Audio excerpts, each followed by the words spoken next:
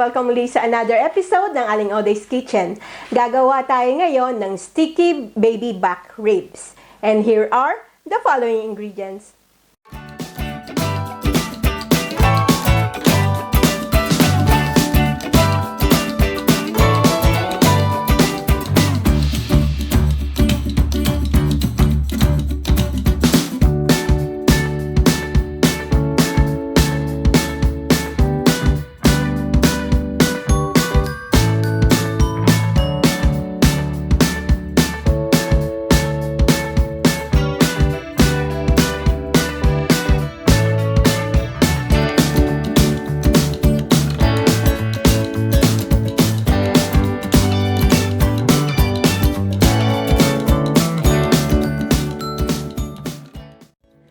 Ang ating first step, itong ating baby back ribs, hihiwain lang natin individually.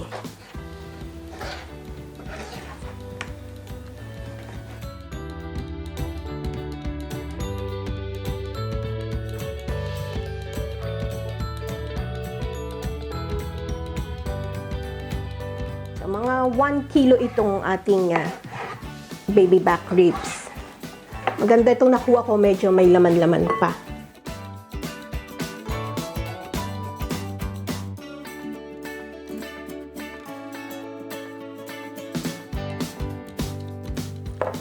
Next, isi-season natin ng salt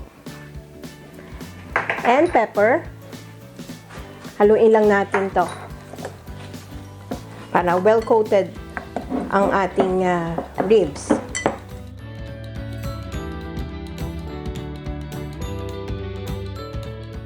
Medyo matalim yung buto, ay ingat lang ng konti. Yun na nga.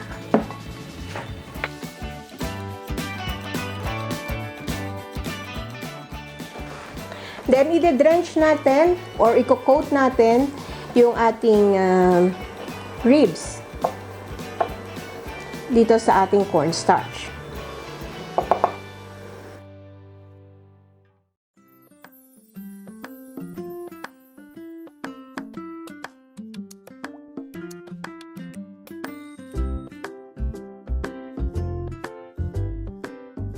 Ayan, na-drench na natin yung spare ribs. Mag-proceed tayo sa ating next step. Ang ating next step, magpe-preheat lang tayo ng oil dito sa ating pan. And then, ipa-fry natin yung na-drench nating ribs. Mahinang apoy lang para wag masunog yung ating ribs.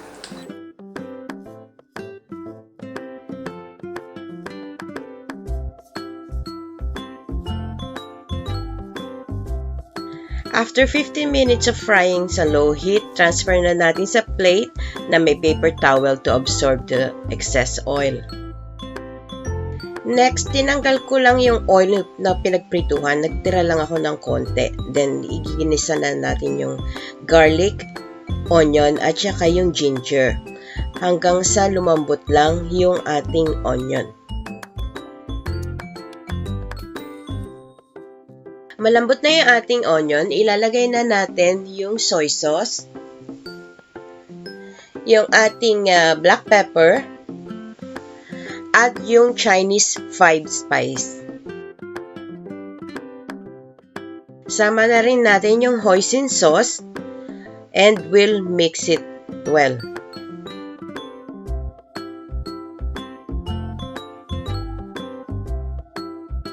And lastly, i-add na natin yung honey and then isi-switch off na natin yung heat. And then ito-toss in na natin yung naprito nating ribs. So wag natin isasama yung paper towel. Then haluin lang natin to hanggang mag-coat ng sauce yung ating ribs.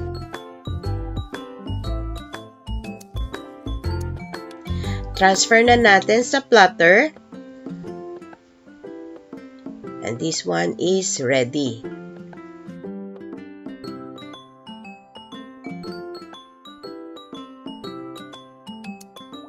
Then pour lang natin yung remaining sauce on top.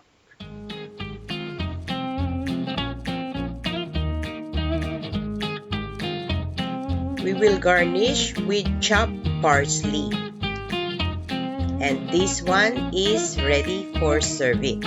There you have it, our sticky baby back ribs.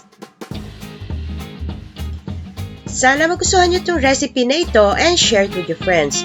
Don't forget to give us a thumbs up and subscribe to my channel.